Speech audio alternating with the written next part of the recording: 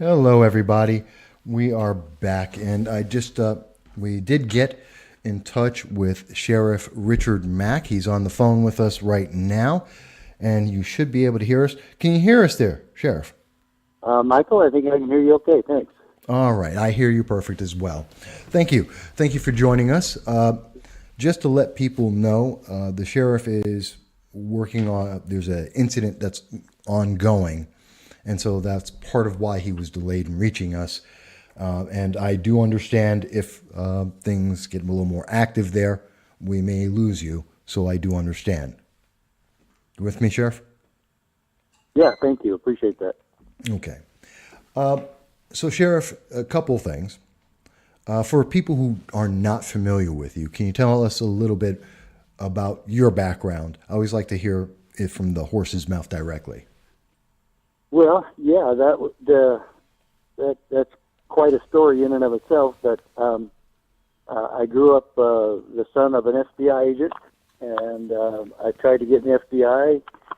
That didn't work out. So while I was working my way through college, I was a part-time cadet at the police department in Provo, Utah, and decided to stay on there full time, and tried to make myself more attractive to the FBI while I was working law enforcement.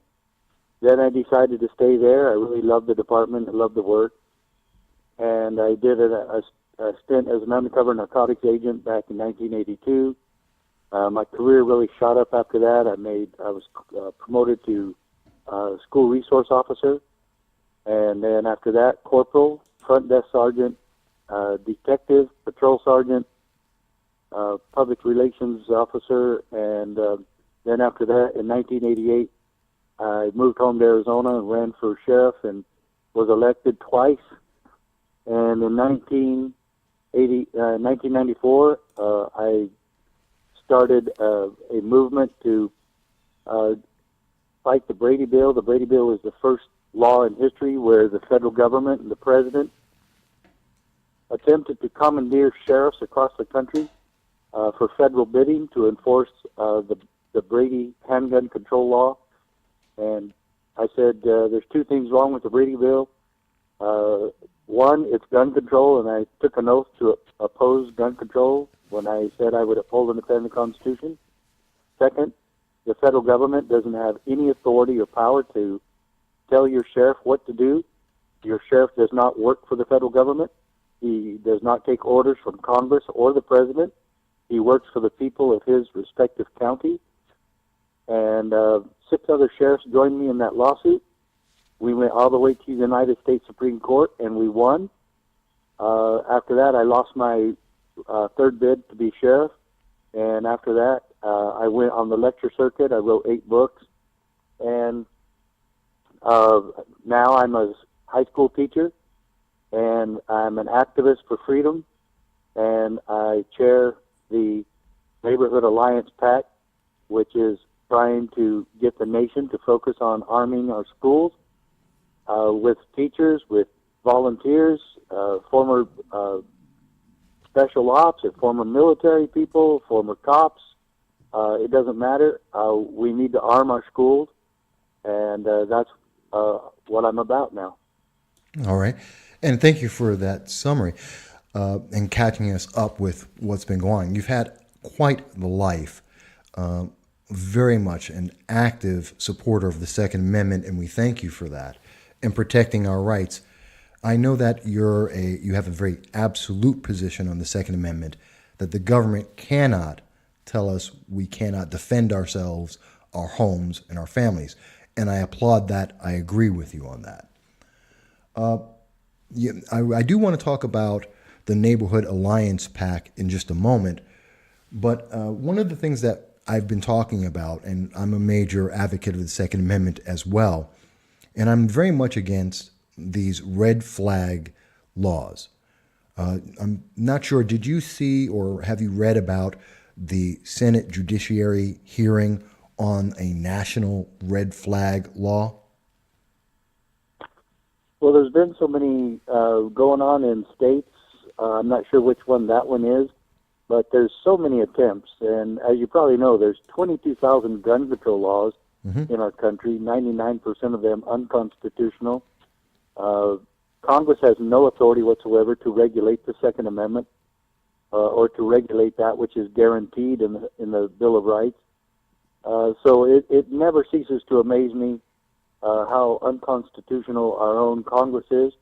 But the red flag laws going on in Washington, New Mexico, Maryland, and Nevada have sheriffs there, constitutional sheriffs that are standing against it and who have come out publicly, even written, a few of them have written letters to their governors and other public officials saying that they are not going to enforce these unconstitutional gun laws. And that's what really part of the movement that I started. In fact, I started entirely the constitutional sheriff movement.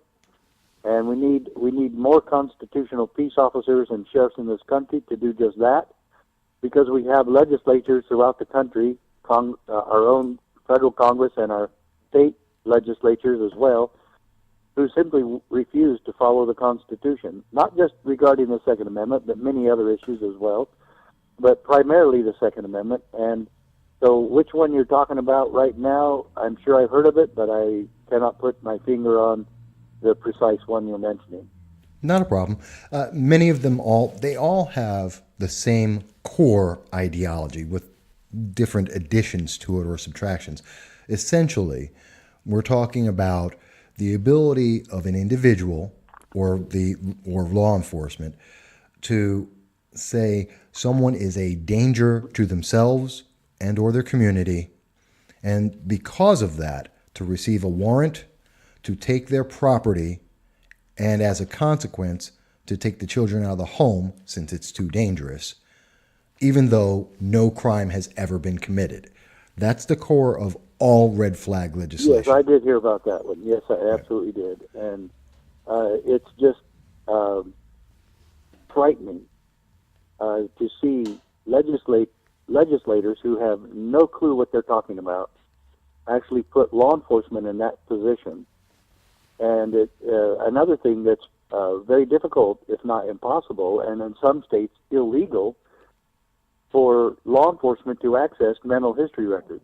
Oh, yes. It actually was against the law in Arizona. I don't think they've changed it since then. But when I was sheriff and they came out with the Brady Bill, we were supposed to, according to the Brady Bill, check all criminal history and mental history records. So at the time, those were protected, and it was against the law, and so our own federal government was trying to get us to break the law, and so that was another thing I refused to do. I wasn't going to break the law for them, and we all know how Janet Reno and Bill Clinton didn't care if you violated the law, because their agenda for gun control was they wanted to convince everybody that was more important. So it's really difficult for law enforcement to make that determination. And it's really difficult for law enforcement also to just follow the whims of a CPS officer, CPS agent, who they're not police officers, and yet they want us to just go and do whatever they say, and we don't work for them. And so if a counselor or a doctor or, like I said, a CPS worker, if they want us to go and enter a home just on their say-so, that puts us again in a very precarious position, and it opens us up for a lot of civil liability that we simply cannot afford. And so we're taking law enforcement to the next level of trying to enforce these rules and regulations, and we really have no business doing so.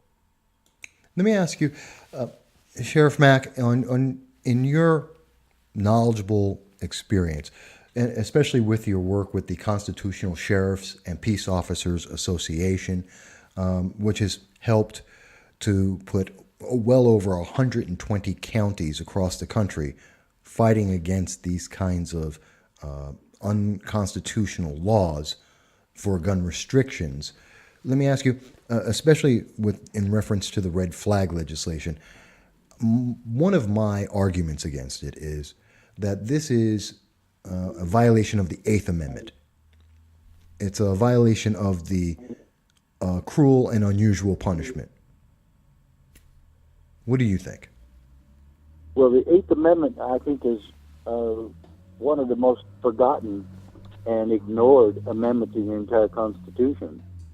Because I think if law enforcement actually paid attention to it, that we would see the other part of that amendment that you just quoted, and that is excessive fines and bail. Yes, that's true. I think that if we actually adhered to the Eighth Amendment, we would have to diminish by about 90% the traffic citations we issue, because they are excessive in the frequency that we write them, and they're excessive, way excessive, in the amount of the actual fine involved, especially if you get cited for anything in California.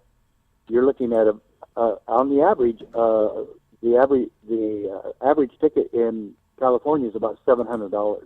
Ow. And in Arizona, a simple speeding ticket is about $275. That hurts too. And I believe all that is excessive, and especially for young people who are just starting out in life and trying to get a job, and average families who are just living paycheck to paycheck, and then you get some police officer writing a $275 ticket, and especially the tickets that are so unconstitutional, that are photo radar and photo red light tickets, where the officer who goes to court to, if you contest the ticket, which I suggest everybody does, if you do contest the ticket, then an officer is there testifying who was not even there and did not see the violation occur. And you have a right to face your accusers as guaranteed in the Constitution. So we continuously, in order to make our police revenue collectors instead of peacekeepers and guards of the Constitution and guards of the Republic, we keep turning them into revenue agents.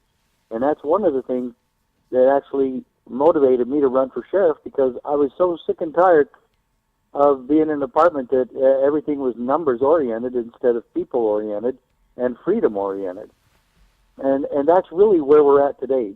The entire law enforcement community has been brainwashed into believing that our job is to kick in doors, arrest everybody we can, arrest all the potheads and drug users, fill up our prisons, and write as many tickets as we can, and then we're doing our job.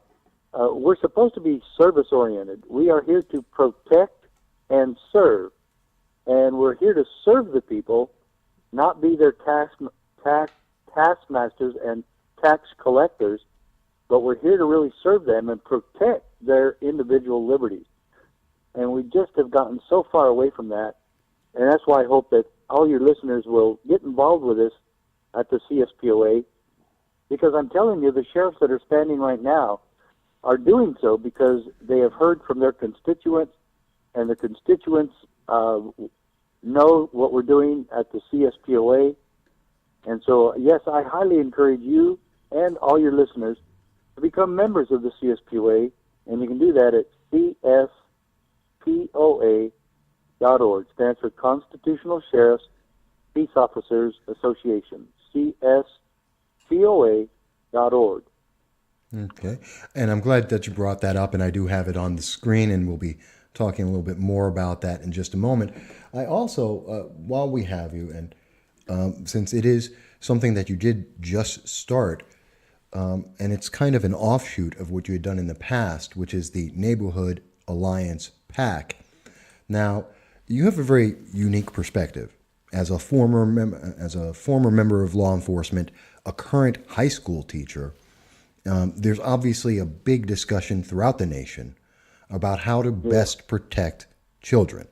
And I know that the Parkland shooting, there was a report done on they spent a year doing an analysis. It came out in January, late December or January. And their analysis said that there should be an increase in the number of service resource officers, and they should be armed. What do you see as an answer, and how does the Neighborhood Alliance PAC help to make our children safer? Well, we hope to create a dialogue in the country with all police agencies and sheriff's offices, between the schools and the communities, parents, teachers, and students alike. As a matter of fact, I'd really like to talk to some of these students who started campaigning for more gun control, who are literally brainwashed into believing that more gun control is going to keep us safer. And nothing could be further from the truth. And I'd really like to be able to sit down with them and discuss that with them. Because even if you were able to create some sort of gun control and make a law, let's say, Michael, let's say we make a law tomorrow to get rid of AR-15. Right. Does anybody know logistically how long that would take us to accomplish that feat? There's no way that you're going to ever get rid of all of them. No. There's no way you're going to get them away from the criminal element in our society. They're not going to turn them in.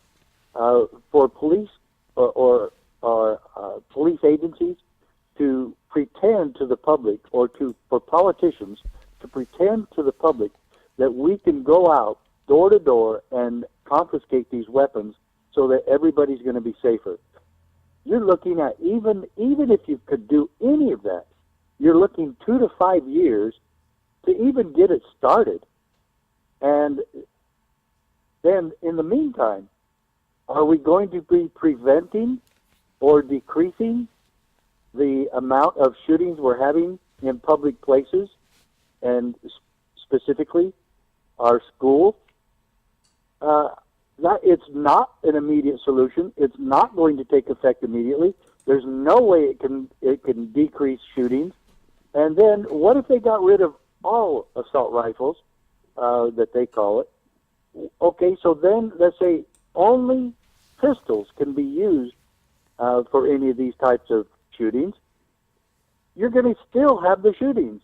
Oh, yeah. So the only way you can get rid of the shootings or decrease the shootings is to get rid of all guns. And that's really what their intent is, but it's still not going to happen. There's over 350 million guns in America. You're not going to get rid of them. You can't even keep them out of prisons or jails or courtrooms or schools. Sure. And there's just no way logistically that you can go and pick up all these guns. Okay, but I'm willing to listen to any of these students and people who say that that's going to keep us safer. Okay, so how about let's look at the history and the facts, Michael? I agree. And I know that you're aware of a lot of this, but let's go over the facts. Start with the shootings that started in the 80s, work your way up to the present time, and examine all of the horrendous shootings that we've had. You could look at the one in New Zealand recently. You can look at the one in Las Vegas last year. You can look at Parkland.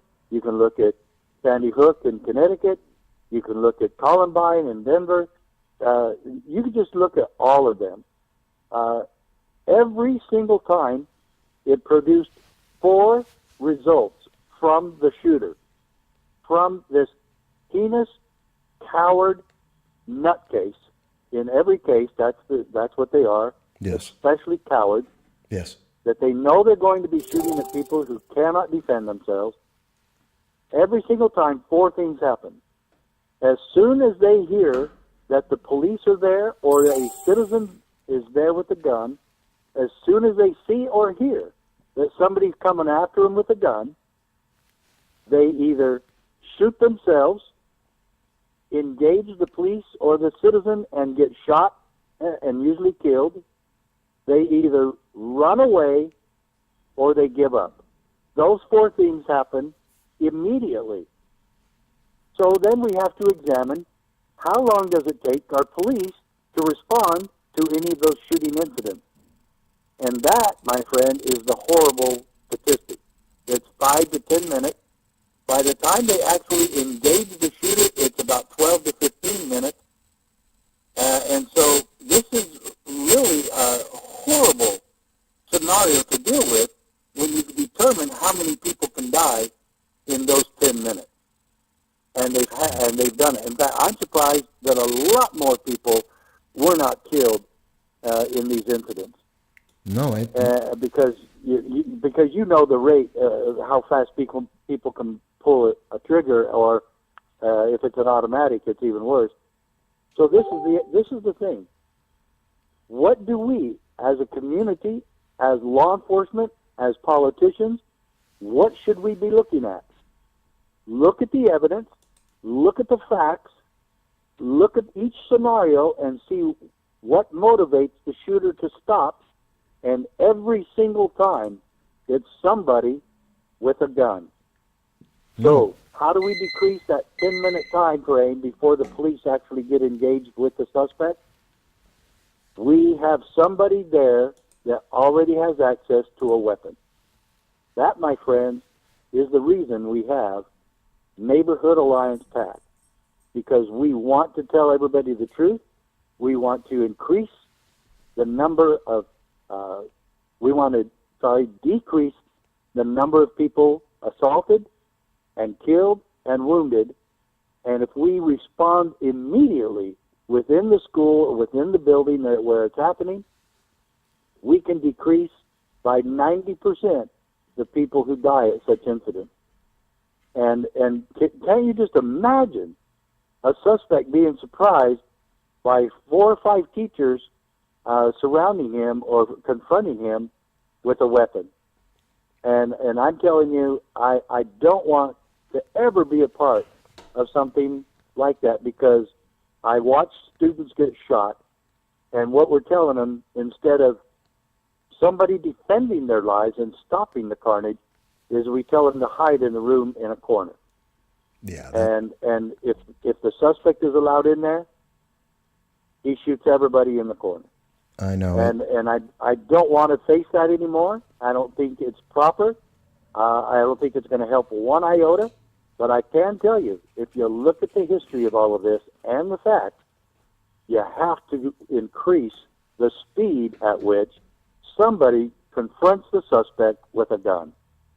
No, I agree with you completely, Sheriff Mack. I mean, the data is very clear. You're right. It's usually the largest number of people are usually within the first minute and a half of an incident. The sooner you can get there, the more dramatically you reduce it.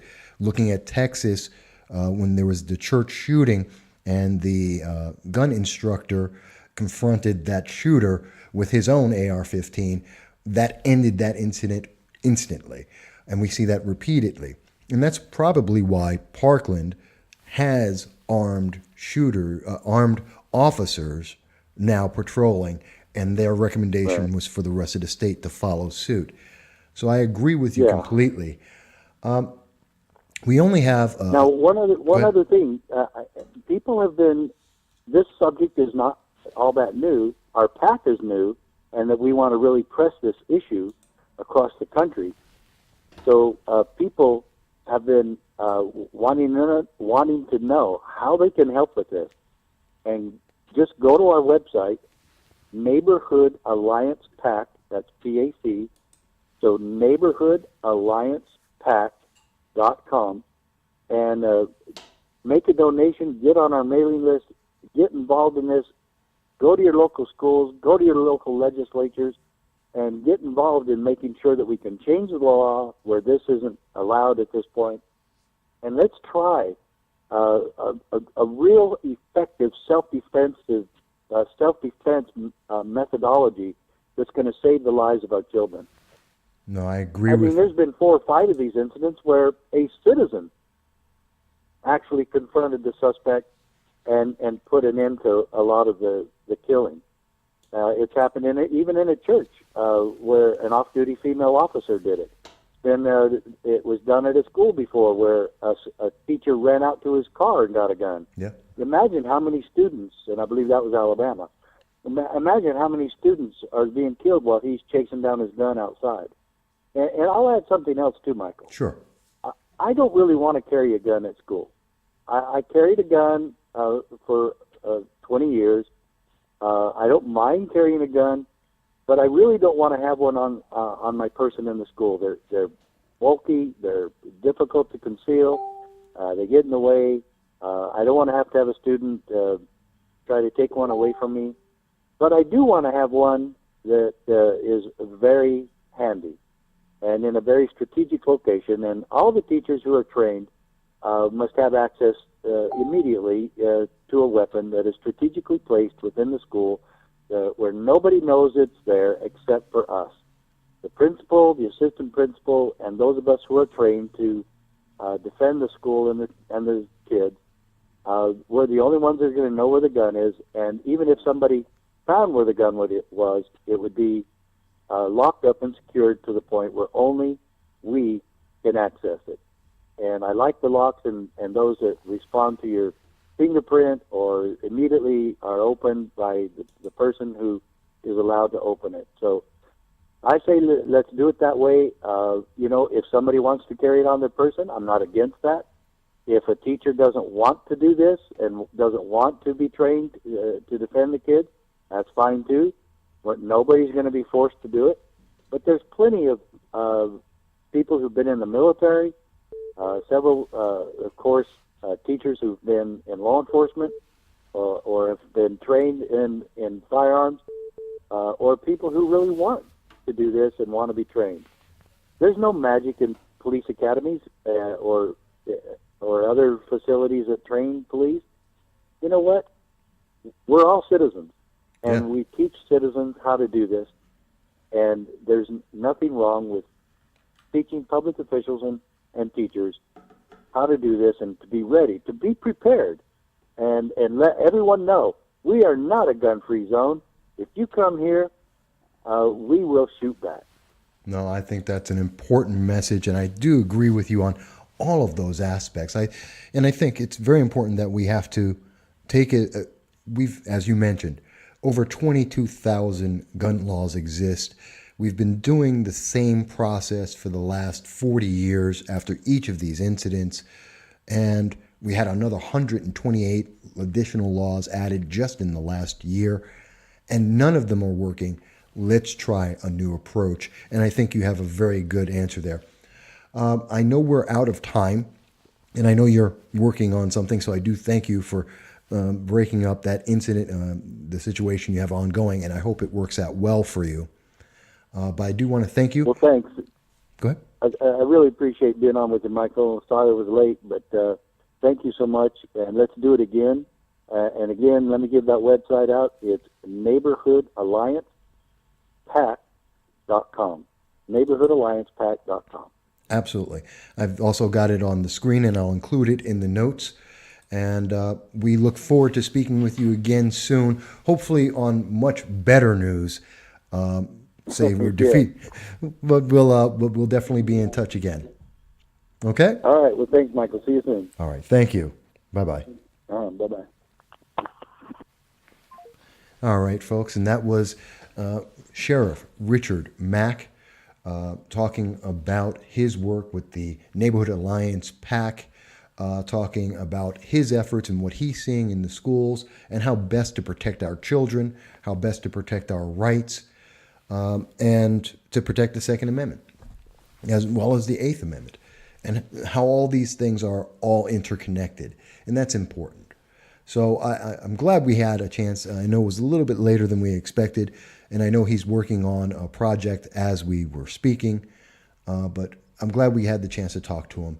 We're going to look forward to speaking with him again soon, but we're going to take a quick break now, an actual full break, and then we'll come back and we'll go on to what I think is very interesting about what's going on in the 2020 race.